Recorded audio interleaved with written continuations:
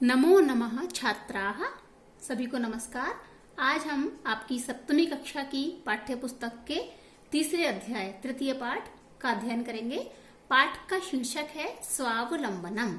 सबसे पहले शीर्षक का अर्थ स्व धन अवलंबनम। स्व यानी अपना और अवलंबनम यानी सहारा, यानी अपना सहारा स्वयं बनना, किसी और पर किसी कार्य के लिए आश्रित ना होना, इसे बोलते हैं स्वावलंबनम। सेल्फ डिपेंडेंट होना यानी स्वावलंबी होना। इसी संबंध में एक छोटी सी कथा इस पाठ में प्रस्तुत है, तो आइए पढ़ते हैं। कृष्णमूर्ति ही श्रीकंठश्च मित्रे आस्ताम। कृष्णमूर्ति और श्रीकंठ ये दोनों बच्चे मित्रे आस्ताम यानी दोस्त थे, मित्र थे। श्रीकंठस्य पिता समृद्धः आसीत्। उनमें से जो श्रीकंठ था उसके जो पिता थे वो बड़े समृद्ध यानी बहुत रिच थे, अमीर थे। और अतः यानी इसी कारण तस्य भवने उसके घर में सर्वविधानी सभी प्रकार के सुख साधनानि आसन। सुख के साधन सुविधाएं सारी उसके पास थी। किसके पास थी सुख सुविधाएं? जो श्रीकंठ था उसके पिता अमीर थे और इसी कारण उसके पास सारी सुख सुविधाएं थी। उसका घर भी बहुत बड़ा था। अब हम उसका वर्णन पढ़ते हैं। तस्मिन् विशाले भवने चत्वारिंशत् स्तंभाः आसन। उसका बड़ा घर था। किसका बड़ा घर था? श्रीकंठ का। और उसके बड़े से घर में चत्वारिंशत् स्तंभाः यानी 40 खंबे थे। तस्य अष्टादश प्रकोष्ठेषु। उसके 18 कमरे थे और उन कमरों में 50 गवाक्षाः यानी 50 खिड़कियां थी। चतुश्चत्वारिंशत् द्वाराणि। चतु यानी 4 और चत्वारिंशत् यानी 40।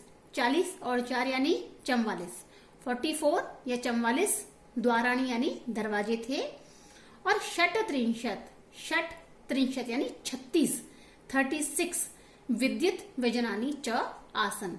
36 बिजली से चलने वाले पंखे भी उसके यहाँ थे। चलिए कुछ शब्दों के अर्थ देखते हैं। विशालम भवनम जो श्रीकंठ का था कुछ इस प्रकार का बड़ा सा घर था उसका। गवाक्ष यानी खिड़की और विद्युत व्यजनम यानी बिजली से चलने वाला पंखा। और तत्र 10 सेवकाः निरंतरम कार्यम कुर्वन्ति स्म। वो इतना अमीर था कि 10 नौकर उसके यहाँ निरंतरम यानी लगातार हर समय कार्य करते रहते थे। परम, अब दूसरे दोस्त की बात आती है।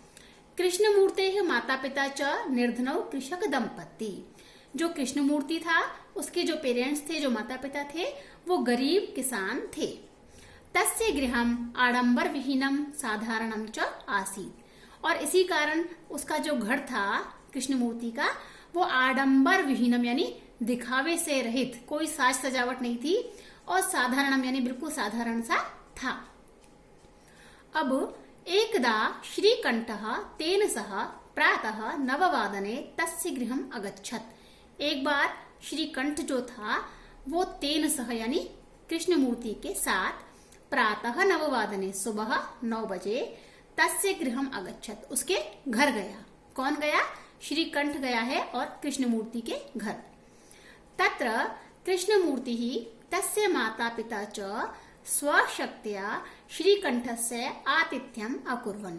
अब वहां जो कृष्णमूर्ति था उसने और उसके माता पिता ने मिलकर अपनी शक्ति के अनुसार यानी उनके पास जितना भी धन था, जो सुविधा थी, उसके अनुसार श्री कंठ का अतिथि सत्कार खूब किया। एतत् दृष्ट्वा श्रीकंठः अकथयत्। अब जो श्रीकंठ था उसने जब कुछ देखा कि मेरा इतना सम्मान, स्वागत, सेवा इन्होंने की है, तो वो बोला, मित्र अहम भवताम सत्कारेण संतुष्टोस्मि। मैं तुम्हारे स्वागत सत्कार से बहुत संतुष्ट हूँ। ये कृष्णमूर्ति का घर है। केवलम इदमेव मम दुखम। अब कृष्णमूर्ति को श्रीकंठ क्या कहता है कि मेरा एक ही दुख है। यत् यानी कि तव गृहे एकोऽपि भृत्यः नास्ति। तुम्हारे घर में तो एक भी नौकर नहीं है। भृत्य यानी नौकर। मम सत्काराय भवताम बहु कष्टम जातम। और इसी कारण मेरे स्वागत सत्कार में आप सभी को बहुत ज्यादा परेशानी उठानी पड़ी है। मम गृहे तु बहवः कर्मकराः सन्ति। और मेरे घर में तो बहुत सारे नौकर हैं। तदा कृष्णमूर्ति अवदत्। अब कृष्णमूर्ति क्या कहता है, मित्र यानी मित्र श्रीकंठ, ममापै अष्टौ कर्मकराः सन्ति, मेरे भी 8 नौकर हैं। और कौन कौन से 8 नौकर हैं, तेच द्वौ पादौ, 2 मेरे पैर, द्वौ हस्तौ, 2 मेरे हाथ, द्वे नेत्रे, 2 मेरी आंखें, और द्वे श्रोत्रे यानी 2 मेरे कान। उसने भी अपने 8 नौकर बताए, किसने, कृष्णमूर्ति ने। एते प्रतिक्षण मम सहायका, और ये हर क्षण, हर मिनट, हर समय मेरे सहायक हैं। किंतु तव भृत्याः सदैव सर्वत्र च उपस्थिताः भवितुं न शक्नुवन्ति। तुम्हारे जो नौकर है यानी जो श्रीकंठ के 10 नौकर हैं, वो हर सदैव यानी हमेशा, और सर्वत्र यानी सभी जगह पर उपस्थित रहने में समर्थ नहीं है। यानी श्रीकंठ के नौकर तो हर जगह हर समय उपस्थित नहीं हो सकते। त्वं तु स्वकार्याय भृत्य अधीनः, और तुम अपने कामों के लिए किस पर डिपेंड हो, किसके अधीन हो, भृत्य यानी अपने नौकरों के, अपने सेवकों के तुम आश्रित हो या अधीन हो। और इससे क्या परेशानी होती है, देखिए, यदा यदा ते अनुपस्थिताः, जब जब तुम्हारे नौकर अनुपस्थित होते हैं, तदा तदा त्वम कष्टम अनुभवसी, तब तब तुमको परेशानी होती है।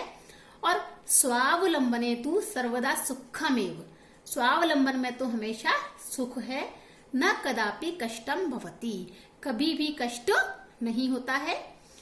श्रीकंठ अवदत्, अब श्रीकंठ ने सुना और वो बोला, मित्र तव वचनानि श्रुत्वा मम मनसी महती प्रसन्नता जाता, कि मित्र कृष्णमूर्ति, तुमने मुझे जो स्वावलंबन के बारे में बताया है, उससे मेरे मन में बड़ी प्रसन्नता हो गई है, मैं बहुत खुश हो गया हूं। अधुना अहमपि स्वकार्याणि स्वयमेव कर्तुम इच्छामि, और आज से मैं भी अपने सभी कामों को स्वयं ही अपने आप ही करूंगा, ऐसी मेरी इच्छा है। भवतु यानी ठीक है, 12:30 इदम, यानी अब 12:30 बज चुके हैं। यानी पहले आया कितने बजे था वो, 9 बजे, और अब कितने बज चुके हैं, 12:30। सांप्रतम गृहम चलामी, अब मैं अपने घर चलता हूँ। ऐसा कह करके जो श्रीकंठ था वो कृष्णमूर्ति के घर से अपने घर चला गया। तो इस पाठ में हमने जो सीखा है उसमें एक तो स्वावलंबन यानी अपने ऊपर आश्रित रहना है, अपने काम स्वयं करने हैं, किसी और के ऊपर हमें आश्रित नहीं रहना है। दूसरा, इसमें संख्या शब्द जो आए हैं उन सभी संख्या शब्दों को, चत्वारिंशत्, षट्त्रिंशत् आदि को हमें सीखना है। और तीसरा, घटी दर्शनम यानी समय को जो हम देखते हैं, नववादनम, 12:30, तो ये सब जो है समय देखना भी हमें सीखना है। इन 3 चीजों का ध्यान रख के हमें इस पाठ को पढ़ना है। इसी के साथ ये पाठ समाप्त होता है और अगली बार हम इसका अभ्यास कार्य जो है उसे देखेंगे। धन्यवाद।